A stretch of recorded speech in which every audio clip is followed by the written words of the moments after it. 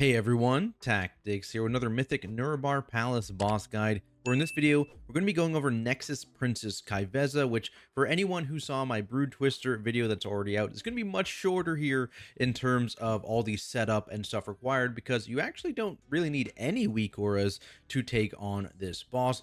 Instead, in this video, I'll just be covering the changes on Mythic difficulty. I'll show you the raid plan that our officers made to help visualize the fight, and then I'll walk you through our kill of the boss so that you can see everything in real time. Let's just jump right into it, where there's really only one new mechanic, and that is in the form of the death masks, which you can see right here. Basically, Nether Phantoms, you're always going to get 5 now in every single boss phase. Phase 1, Phase 2, and Phase 3. Every single time you're getting 5 of these Phantoms, but what is going to be increasing is the number of these Phantoms that are empowered by death masks. This is indicated by a red outline around that Phantom.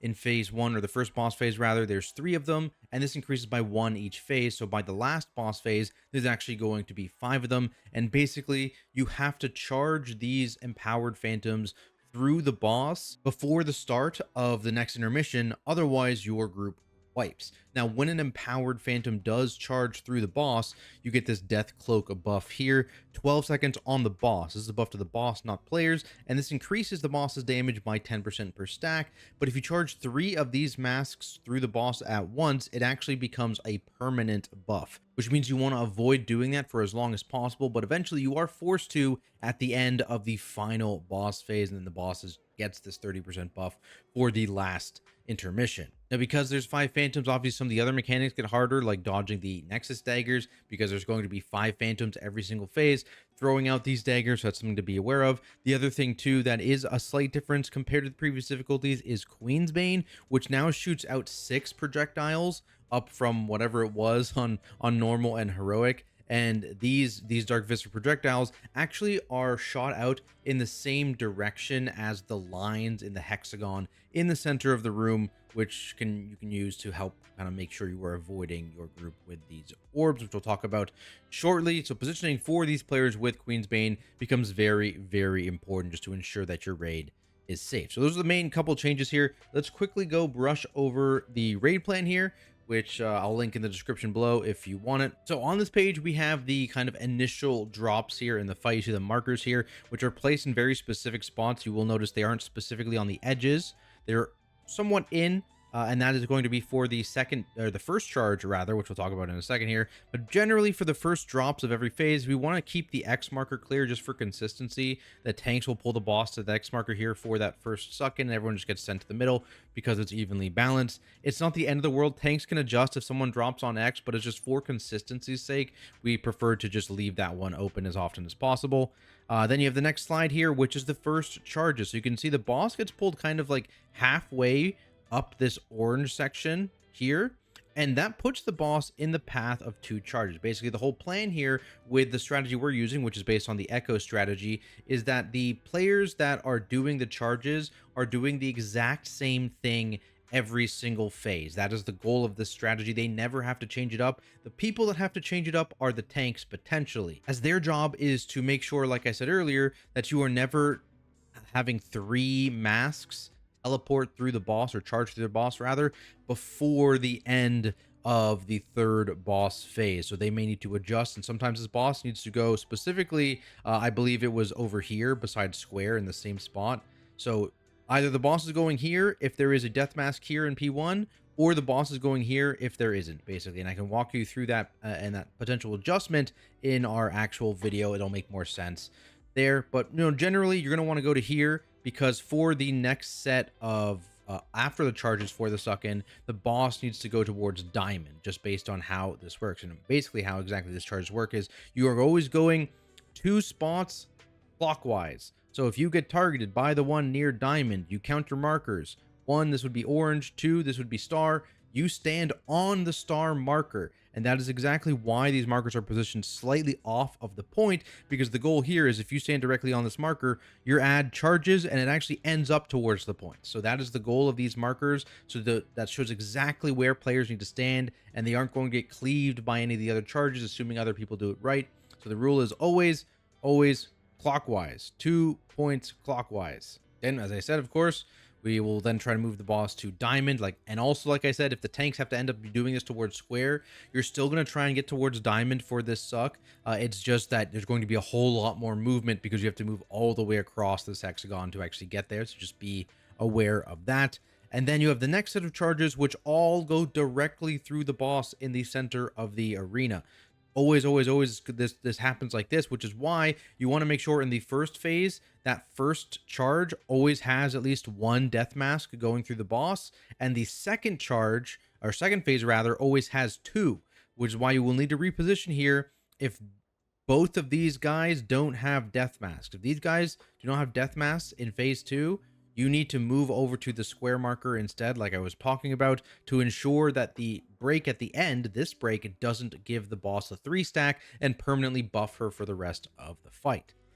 Now, when this happens, of course, there's going to be just one side here in square that isn't going to have a guy. You're not going to be able to pull the boss all the way out, nor should you. If you just move towards that edge of the room and drop the portal right here as the tank, that is more than enough. Just be aware of the initial suck-in. The boss's portal always pulls you in a little bit before it corrects for the actual gravity of all the different circles. So just be aware of that. Don't get sucked in for melee, and don't worry about running all the way out to square here. And then we have our positions for the intermission, because like I said, every other phase is going to repeat. It's going to be the exact same for everyone except the tanks. A slight variation for the tanks. So that's why this strategy, in our opinion, was a really nice one to use.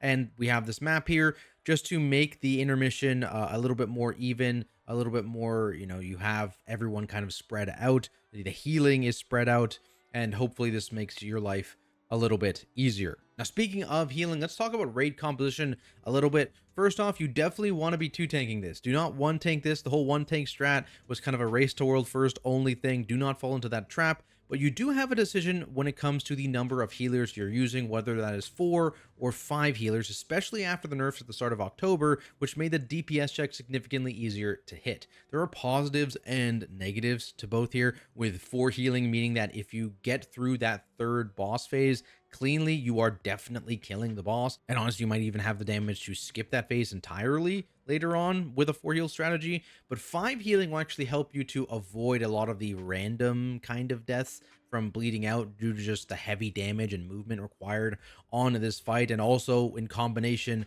of players getting executed when you hit 10% health from that Reaper mechanic, right? So you actually have significantly less HP than you normally do. 5 healing is not going to prevent all deaths, though, of course, as there's still quite a few ways for you to get either one-shot or wombo comboed by abilities in a very quick time frame, and you're unable to be healed up. But even keeping that in mind, I do recommend doing the 5 heal strategy, especially as the DPS check gets easier and easier to hit with increased gear levels, as well as the stacking damage buff, which I believe is now confirmed to start next week.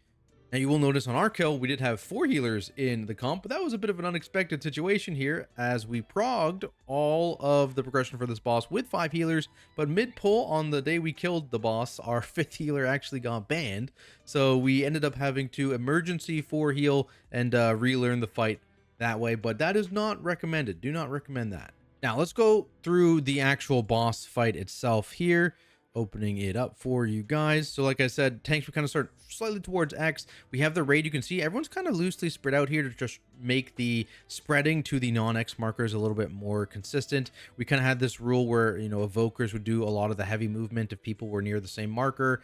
So, boom, we get the things. We pull out towards the X marker. Taunter, of course, at 1, you want to make sure you have defensive coverage for those. So we're dropping the portal here at the X. Everyone's towards the center. And the other big thing here with the Queen's Bane positioning, as you can see, whenever you drop something on a marker, whenever you get Queen's Bane, you will move facing the center of the room to the right of wherever you dropped it. So this person dropped their thing on triangle here, and they move to the right, basically staying in the segment that is marked, right? Because the triangle mark is on the segment, not on the point. So if you see, use that as a rule. Hey, I dropped near the triangle segment. I need to stay in the triangle segment. So they line up with basically these gems.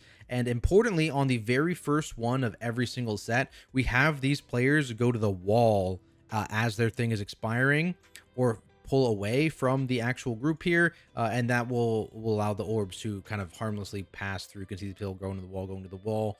And I think that was a dragon dashing at the same time to fight the pull-in. That you can do that as well if you fight the pull-in with an ability. But otherwise, they just move to the edge for this first one to make sure that they are avoiding the actual or hitting the center of the room with those orbs, because you get pulled in quite quickly. Now, then we have the next movement here. We get stuck to the center, and dashes come out shortly after this. So the tank needs to already know, where am I going? And like I said, the death mask, you can see here, this guy is highlighted in red. This guy behind me is highlighted in red. And there's another guy down here in the bottom left that's highlighted in red. And so because of this, it's phase 1. I know I only need this charge to hit 1 death mask. I don't need to hit 2. I just need to hit at minimum 1. So because this guy and this guy are going to be the ones that would dash through this position here, I'm safe to use this position to make the movement easier after. So I go to the default position here. You see, I basically line it up again, kind of with the gem, and putting the boss right here. This is going to get charged through the circle. This is going to get charged through the star. Both are going to be going directly through the boss, not hitting me, not hitting the melee behind the boss. The boss gets a death mask, and then the easy movement to diamond here. If this guy was not here, yeah, specifically the one guy on triangle, if this guy wasn't empowered and this guy wasn't empowered, I would instead go to the same spot, but on the blue one here. That would be my backup positioning. Otherwise, this is just the positioning you're going to go to every single time if you don't need to go to backup. Then we have the daggers, the chaos daggers. Be very, very careful. These daggers absolutely own. They absolutely own. You can also see, again, the Queensbane players. For the second and third Queensbane of the fight, you do not need to go to the edge of the room. If you go just outside the hexagon here, it is perfectly fine. And again, line up with the kind of center of your segment, just so the center of the room is safe. As you can see here, like you see all these things shoot out, everyone's kind of lined up with the center. Lots of safe area here. If you're melee playing towards the outer edge here, you need to be a little bit careful, but otherwise the whole center area is clean for people to stand in. Now we have the third dash, which again is all through the center. So I pop move speed here. I give move speed to the whole raid.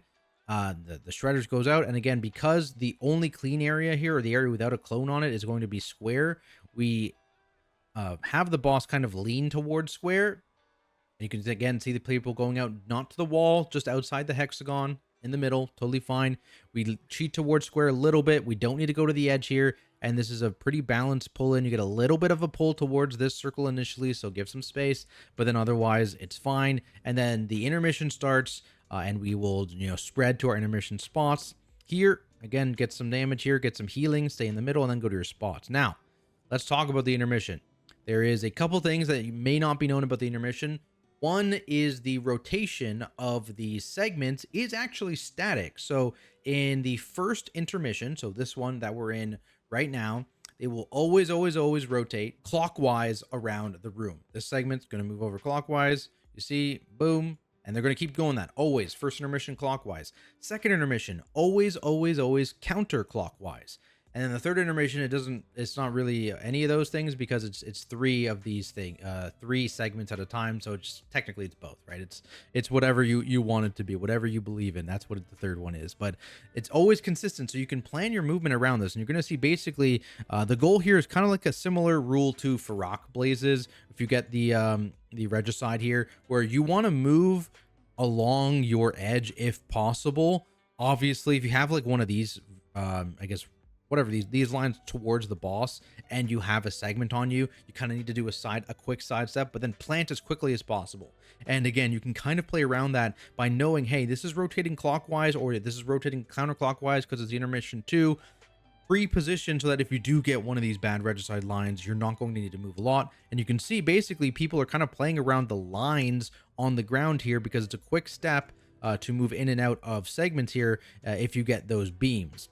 And again, the biggest thing here is making sure you have a decent spread. Melee's a little bit hell. The range POV is much nicer. You're kind of chilling out in the back, doing your little movements back and forth there. But hanging out around these lines is like the good tech. You can see here, yeah, I move. Also, that's the other thing, is sometimes you get a timing where you can let the beam detonate. As you can see here, I have the beam. I'm in the thing. I let it detonate, and then I move. So it kind of depends on when you get that regicide too. Don't do any sudden movements with it if you can avoid it. The other thing to note here, again, as a tank, because the tanks are stacked up, I have the Regicide, I'm in a swirly. If you have a defensive available, I immediately pop Barkskin and I don't move because this is a really troll beam. Me moving across here is going to hit like 4 melee. You can see if I end up trying to dodge right here, and if I dodge left, it's going to hit like 2 people, at least 2. So instead of doing that as a tank player, because the tanks tend to be stacked up on one spot with the whole positionings we had, just pop a defensive and plant and stand still and do not murder other people. You will be fine. You can see I didn't with the Barkskin, it was safe. The other thing too, one of the mythic changes, you can see lots of lines. The very end of Starless Night, everyone gets a Regicide, so you need to be prepared for that. And what some people will do, and obviously what I probably should have done here, is pop my Barkskin like 5 seconds before this, because you can have your defensive, as long as it lasts past the duration of Starless Night, it will cover that final Regicide tick. So if you have defensive that you plan to send every single one of these sets, or as many of these sets as you can, obviously if you have like a Holy Priest or two, you can use symbols before this like we did, and that'll reset defensives. If you have a defensive you're going to spend in the intermission, use it such that, you know, as early as possible in this intermission, such that it still lasts for that last Regicide, which again ends just as Starless Night hits 0. That's when this final Regicide, it goes out and boom, it's over. So have your defensive, make sure it's covering that, and then it repeats, right? This is just phase 1 again, but again, there is the one thing tanks need to consider here, which again, same movement, went to the X marker, everyone went everywhere else, and now I look and see, boom, boom. So there is no example of a different movement on this one. 2 red guys here, 2 death marks are here, so I know I am still safe to do the default position. If these guys weren't both death marks, if only one of them was a death mark, I would have to go to square again. You need this first hit as a tank in P2 to be 2 death marks, because there are 4 death marks available. So if you only got hit by 1, that means the second charge would be 3, and that would be a permanent buff on the boss. So you need to be careful, tanks, for the first and second phases. The first charge of each phase has to be 1 death mark for phase 1 and 2 death marks for phase 2. And if not, you need to move and position towards square instead of positioning towards circle. Now, the other thing to talk about is just general defensive usage and external usage on this boss fight, which was basically always used on Queensbane targets. Anyone who gets Queensbane is getting absolutely owned, as you can see here. The general rule of thumb is you get Queensbane, you press a defensive or you call for an external. Now, I believe there was a macro or something, potentially again, if the liquid pack comes out, that might be a weak aura that you could use to call for externals. I don't believe we used any, we just kind of called for them. You know, we have like all these externals here that you list, that you see down here, are entirely for people that get hit with the Queensbane. They're not for tanks, they're not for anything like that. If you get hit with a Queensbane, you pop a personal or you get an external. That is kind of the rule. It's going to get more lenient, you know, if this ever gets nerfed or as people get more gear level and get more stamina, right? But at least for now, those are the people getting owned the most by a lot. So you need to be careful about their health, especially because, again, if they get below 10% health, they are just instantly dead. Now, another neat tech that you can potentially use here, though, is Blessing of Protection actually removes Queensbane. Interesting tech. It's for some reason considered a physical dot, so it can be bopped off. So our paladins are both running, I believe, like bop CDR as well, so that they can bop twice. So they can bop in the first phase and they can bop in the last phase, just to completely eliminate a couple of the Queensbanes, which is a very nice tech if you have, you know, any paladins really, right? 1, 2, 3, how many paladins you have, you can get some free Queensbane removals, which is pretty nice. But also, I mean, like the sacks are also very, very nice as well, because of course Ret is a very tanky spec, and as is Holy Paladin, so those are nice to use as externals as well. Otherwise, like I said, this fight is literally on repeat now for everyone else in the raid that isn't a tank. This fight is on repeat, and that is kind of the goal of this strategy, to make it as consistent as possible. Every single phase is the same for you no matter what. Obviously, you're going to get slightly different damage intakes because of how, you know, the buff stacks the boss is at. You know, in phase 1, you know, there's a 1 buff stack and then a 2 buff stack. But then in phase 2, it's 2 double buff stacks. And in phase 3, it's a double buff stack and then a triple buff stack at the end. And that's, again, when you're really, really scared of your health, is the last charge of P3, because now everything is hitting super, super hard. But otherwise, I mean, it's really just kind of a dance, and repeating that dance multiple times for 3 of the boss phases and 2 of the intermissions until you're able to get deep into that last intermission and actually defeat the boss. But there we have it, guys. Much shorter than my Brood Twister video, so there we go, as promised. But hopefully it still helps you out and it helps your group get this boss down. If it does, be sure to subscribe for more content like it. If I missed anything, if you have any more questions, leave those down in the comments below and I will do my best to answer. Otherwise, as always, a big thank you to all my amazing Patreons for their support, and I'll see everyone in the next video.